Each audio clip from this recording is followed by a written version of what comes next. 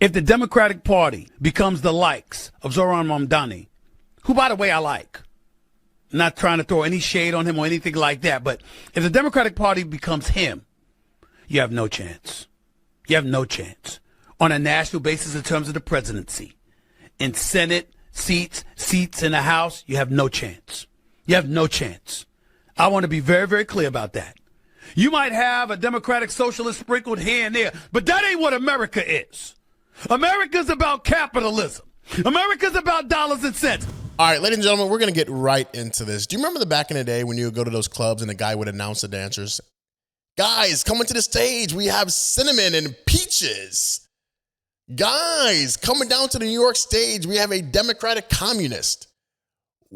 What is going on right now? I thought after Trump won, the Democrats were supposed to get to the table, huddle up and say, hey, you know what wasn't working for us? We have to figure out what the American people want. What is it that the American people want? And I thought they were supposed to be moving more towards the center. But after this election, it shows that they have not learned anything. And instead of moving more towards the center where most people are, they said, hey, you know what? We're going to move all the way over to the left. And guess what? Ding, ding, ding, ding, ding. We have AOC and Bernie Sanders. Guess what? An AOC and Bernie Sanders backed candidate in Zohran Mamdani, who was born in Uganda, came to America when he was 7, and is a Muslim person who, by the way, hates police.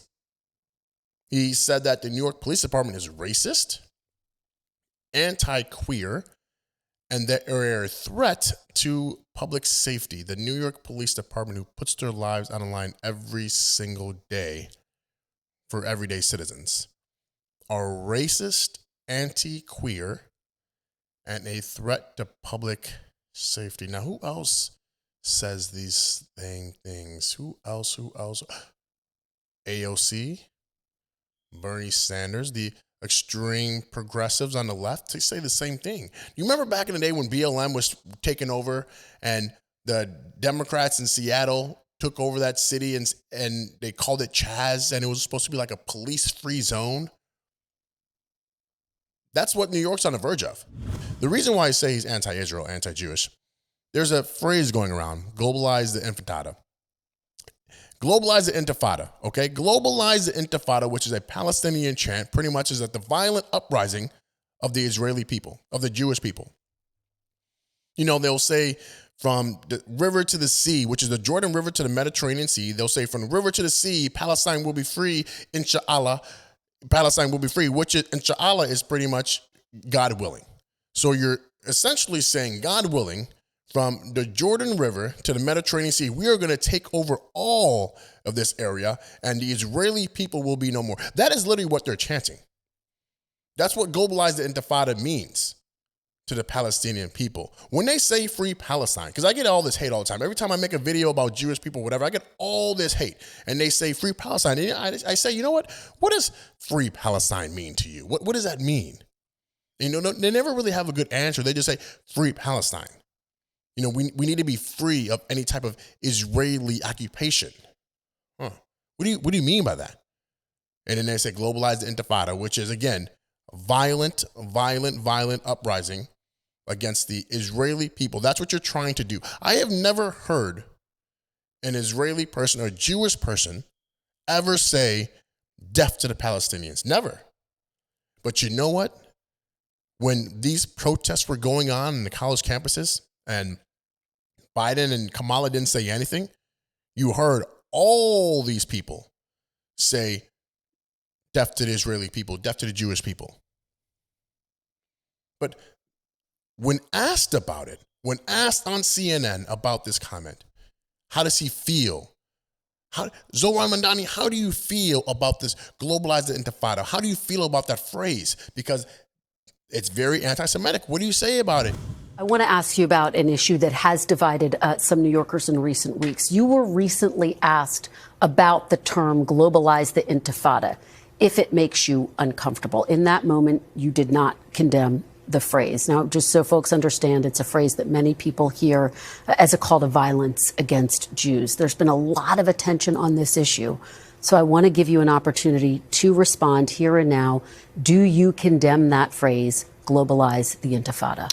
That's not language that I use. The language that I use and the language that I will continue to use to lead this city is that which speaks clearly to my intent, which is an intent grounded in a belief in universal human rights.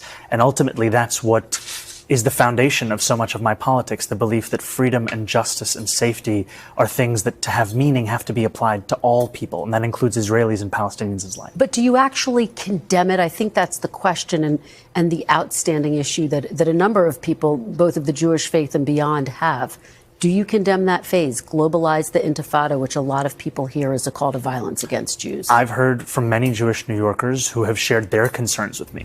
It was literally an alley-oop, and it was blocked from LeBron James in the back. He did not condemn it whatsoever. Because this is what I think. You're not going to convert a person that are in their 30s, 40s. You're not going to convert them. It's the young AOC, Bernie Sanders crowd that wants to give everything for free. That's the young crowd that he's getting the attention from, the young college graduates who, by the way, are chanting pro-Palestine, which is the craziest thing ever. American, it's insane. But these young college graduates are literally chanting pro-Palestine rhetoric, and they're in support of Mandani. He has a lot of the young demographic, and the people are like, wait, hold on. Where did this guy come from? You literally have Hakeem Jeffries. The people in the Democratic Party are not sure about this guy. Hakeem Jeffries, which is the leader in the House, was like, wait, hold on. I don't even know this guy. I've never even had a good conversation with this guy. Wait, what? You know, Mandani is literally a threat to this country. And I'm going to stand on that. I know I'm going to get a lot of hate. He is a threat to this country because right now, I'm a Christian, okay?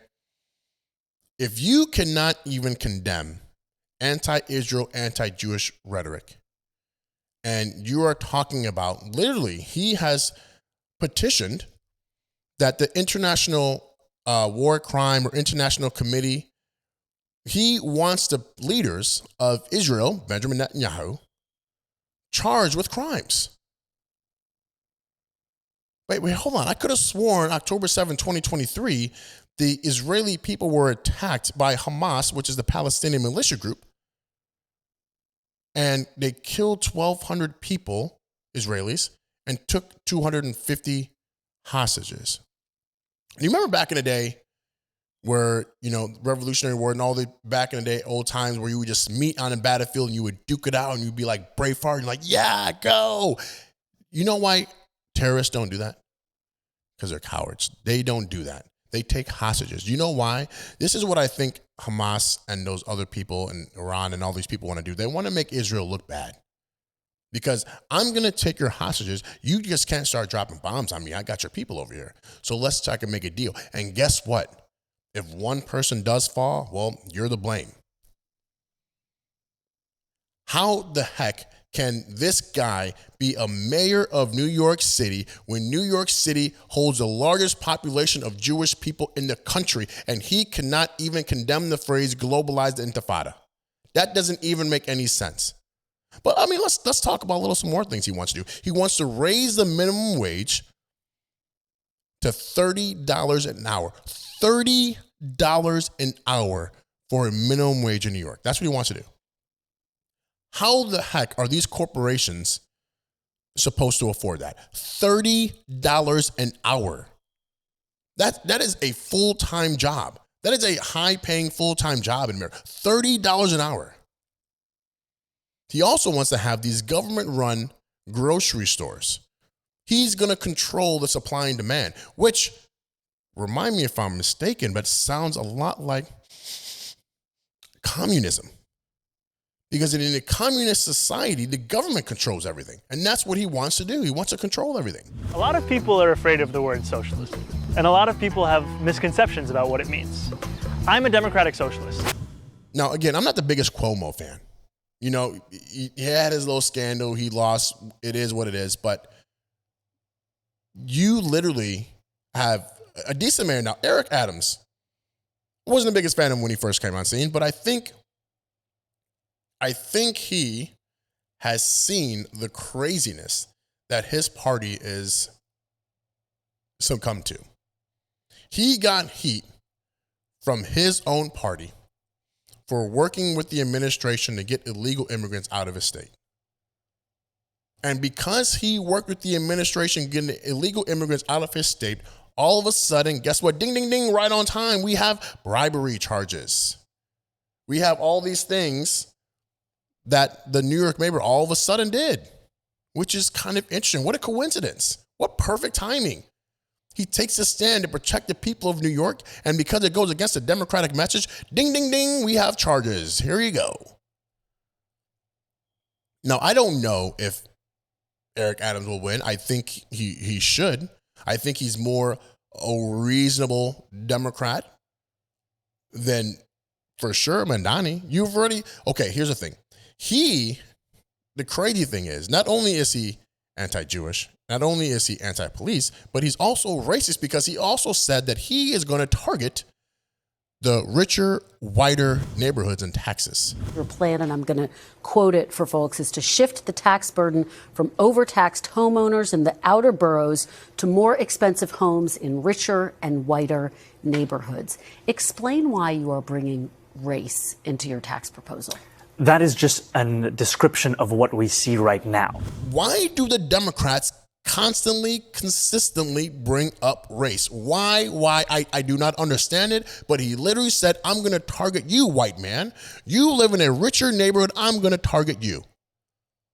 Why not just target? If you're going to literally just tax the higher wealthy people, why don't you just say that? What does skin color have to do with anything?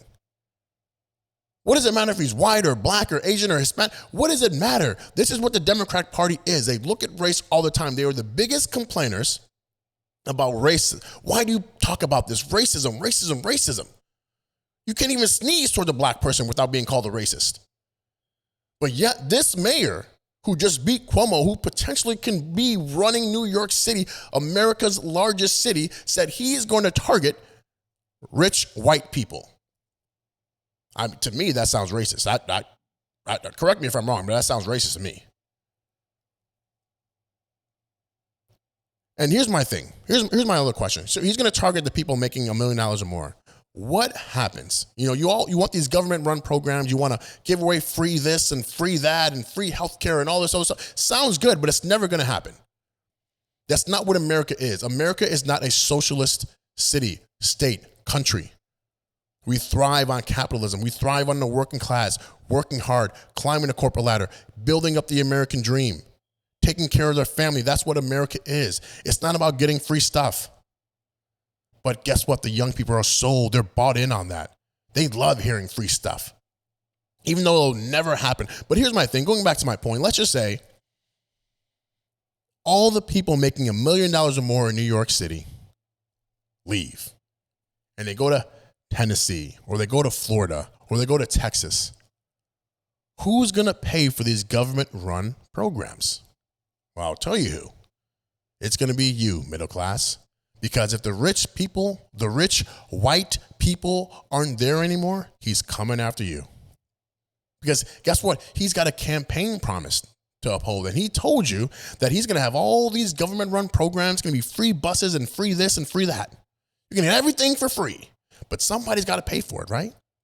That's the definition of a communist right there. I'm going to take your money.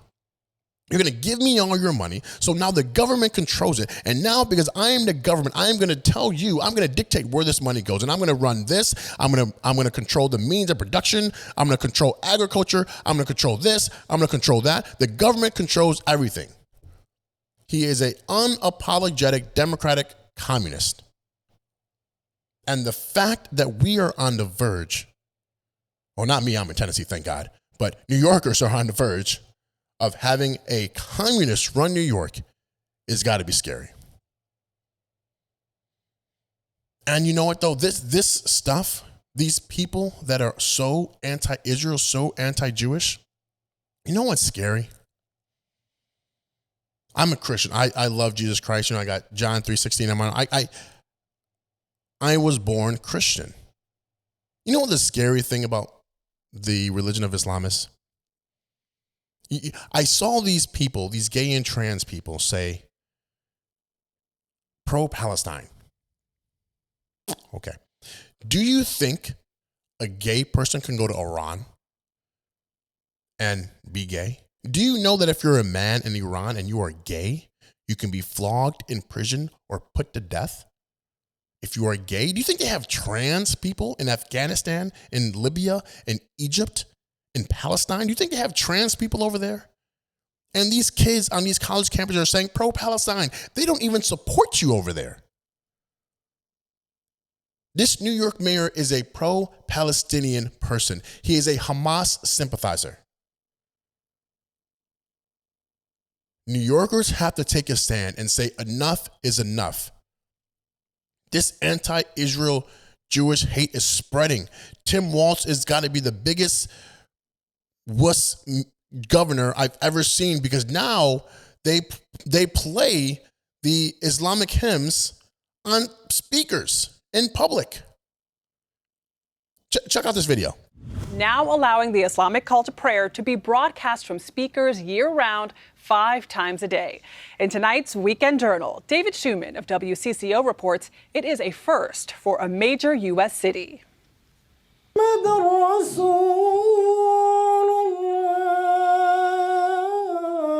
The Muslim call to prayer, recited in here, heard out there. This guy, Mandani, is fake. Whenever he's around certain people, he puts on the front. Did you see the video of him eating with his hands the other day? Look like a caveman. When he's literally talking to a reporter, eating with his fingers. So the third holy grail of taboos in American politics, you have socialism, you have Islam, and then you have Palestine. And you are really going for the trifecta. Let's go, baby. Let's go. I mean, there's times where he has an American accent and there's times where he has a Middle Eastern accent. Which one are you, Mandani? I actually created a playlist for Mira, who also happens to be my mother. Nepotism and hard work goes a long way. We need our internet because we have all of our kids staying at home doing remote learning. And if you don't have internet, you can't be taught, you can't learn. You're like the Kamala Harris of accents here. In front of this group, you have a Middle Eastern accent. In front of CNN, you have an American accent. Which person are you? You're a chameleon. Who's the real you? Do you talk normally with a Middle Eastern accent? Are you trying to acclimate yourself to the American culture so you're afraid that maybe Americans might be a little nervous to hear your actual voice? So you put on a front and talk American? But when you're around your buddies and your friends, you have this Middle Eastern accent? I don't know. I don't have the answers to it, but I want somebody to tell me.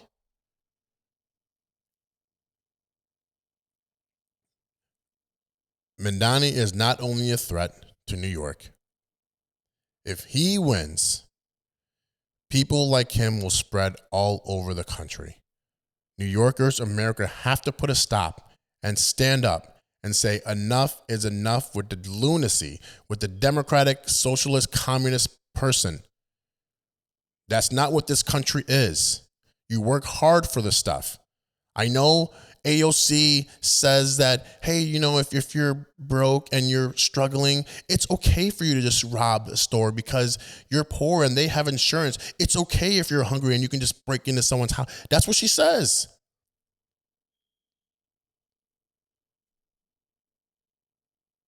New York will be a dumpster fire if this guy gets elected. New York, you have to take a stand and say no.